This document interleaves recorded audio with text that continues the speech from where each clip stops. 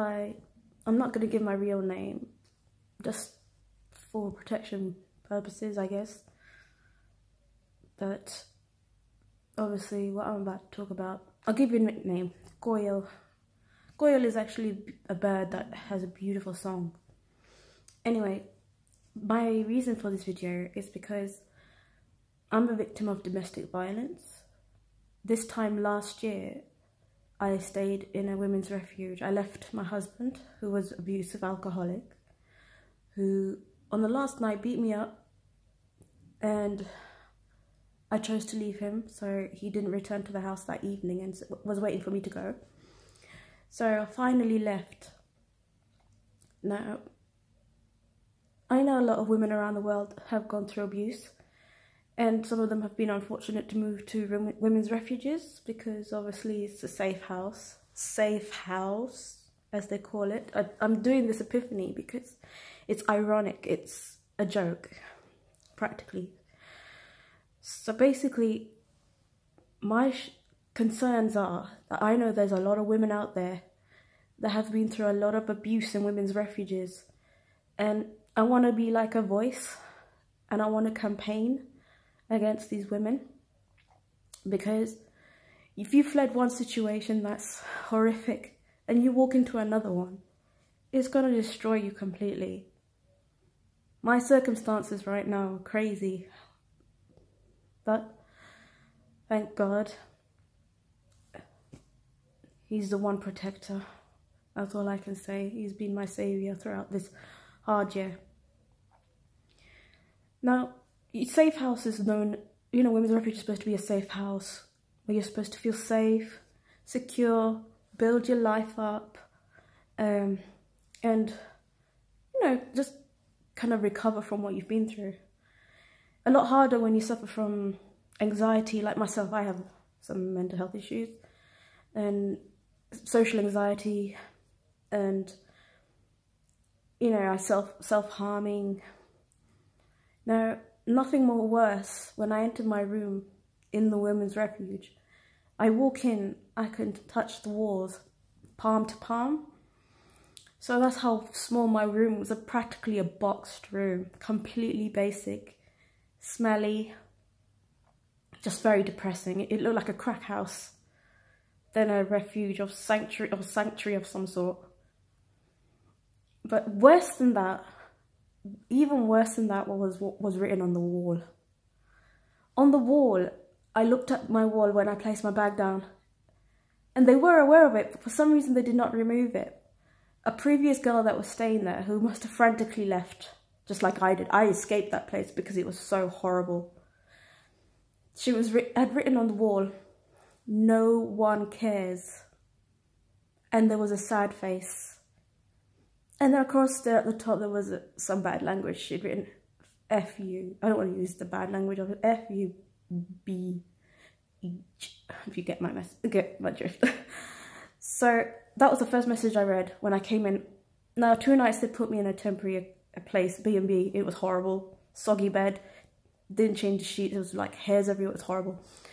So imagine you come into this place and you think, right, that's written on the wall. It's not going to be good. And lo and behold, it wasn't. They are harsh. They are strict. They caused me to self-harm. They mentally and psychologically abused me to the point where I got very distressed and hysterical. And they said that they call it aggressive behaviour when you go mad. Even worse than that, they said that they weren't supposed to take me on in the refuge because I have mental health issues, and if they knew, they would not have kept me. But when they ask you questions, there's one thing they never mention anything about them being low support. One thing I've learned about refuges, it's all numbers and statistics. You don't get the right help or support. I mean, I was practically doing their job for them. I became a huge threat. And they did try to destroy me. They got me at one point. I'll give them that. They got me proper. I didn't come out my room for days because of the psychological games. Of, you know, a slightest thing, they'll threaten to evict you, put you out on the street. They say, anymore and you're evicted, where are you going to go? When you talk about, you know, you want to start your life, you want to move on from what you've been through. Oh, we can't do anything about accommodation. We don't deal with accommodation. Service charges should not be charged. I don't understand the service charge at all. They call it personal rent. So these poor residents in the refuge think they have to pay money, like proper rent, when the council's paying everything. And they use the maximum that they can have because it's supported housing. They can take the mick. They can take advantage of that. One is scaring the hell out of residents and making them feel more vulnerable than what they already are.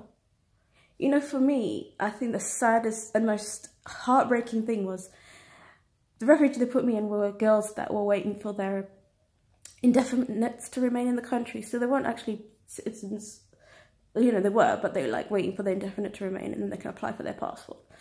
Now, nothing more sad to me was that one girl came to me in tears saying the place was like a hell. It was, you know, you feel like you've committed some crime. I thought, I'm better off back with living back with my husband. What difference was it? Same conditions, you know, controlling, monitoring, constantly. Wherever you go, they are watching you, in and out. The minute you start building friendships in the house, they will cause tensions between you so that you don't become friends. Because they know if you build a coalition, then it's problems for them. This one girl came to me. She was crying her eyes out. Literally crying. The poor girl, what she went through. It was unforgivable what her husband did to her.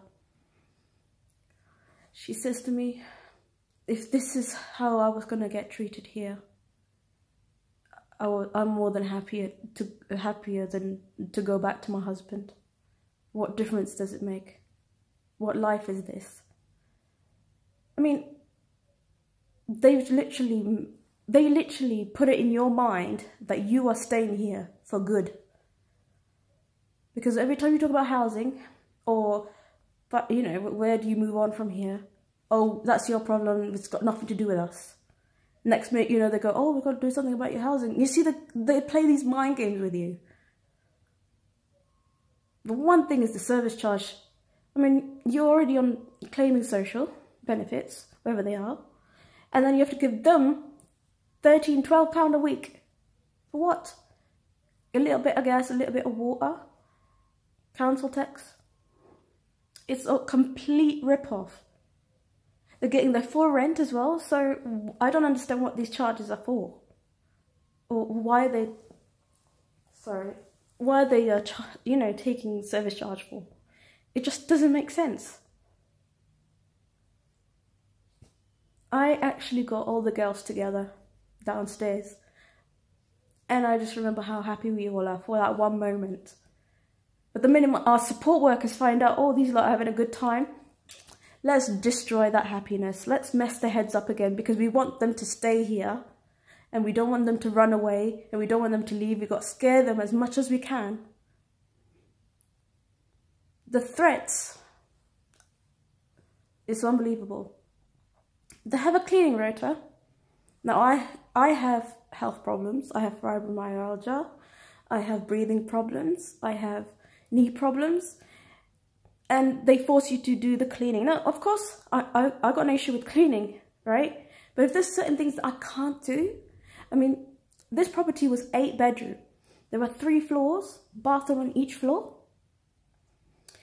We had to clean the whole house. So we had a kitchen, a massive giant kitchen, 3 bathrooms, 3 kind of flights of stairs. And then steep stairs, about 15 steps each. Logging a Henry Hoover up those stairs, hoovering those staircase. Mopping all 3 bathrooms, wiping all 3 bathrooms, washing all the dishes, emptying the bins. You don't do your cleaning, the whole house, you're going to get a warning and you're going to get evicted for not cleaning. It happened with me. They gave me a warning once. But I told them, look, they even admitted forcing people with disabilities, disabled people in wheelchairs to clean. And that if they didn't do it, they informed them then that we're going to evict you as well. My doctor even wrote a letter to them to say, look, she cannot do this medically. And they completely disregarded it. And that's when my head got messed up, because they said to me first, get that letter and we can sort something out for you. And I thought, okay, that's my savior. You know, I've just fled domestic abuse. I can barely breathe. My brain's all over the place. But no, they put that pressure on you. Unnecessary. It's unbearable. I can never, ever forgive them for how they treated me. Never. It's unforgivable what they did to me. And not only me. Forget me, I mean, okay, you know, luckily I'm born here. You know, I've got more of a sense of how the system works. But what about the poor girls who come from overseas? You know, that don't, even English is not their first language. They're more vulnerable because they put it more in their head. Oh, you don't do this, this is going to happen. If you don't do that, this is going to happen. I mean, they gave me a warning. Now, the law states, like, I did my research. I told them to give it to me in writing. I requested it in writing numerous times. They never gave it to me. So I assumed maybe they haven't given me a warning. But then suddenly, accidentally, she opened my file. And when she opened my file, lo and behold, there's a warning in there. So I'm thinking, she goes, oh, well, you got warning now. Council are not going to house you because of this warning, blah, blah, blah, for not doing my cleaning. My room isn't clean.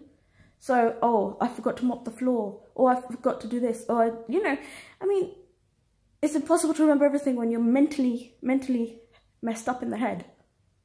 They don't care. They have no care or concern. I mean, I created uproar in that house. I called the manager useless. She says to me, I've been in this field for 17 years. She says to me, you know, the girls used to depend on me so much because obviously I was born here and I speak English good and I can help them. I speak the same language as them. And so when they constantly would knock on my door, call me downstairs to have dinner, cook dinner together.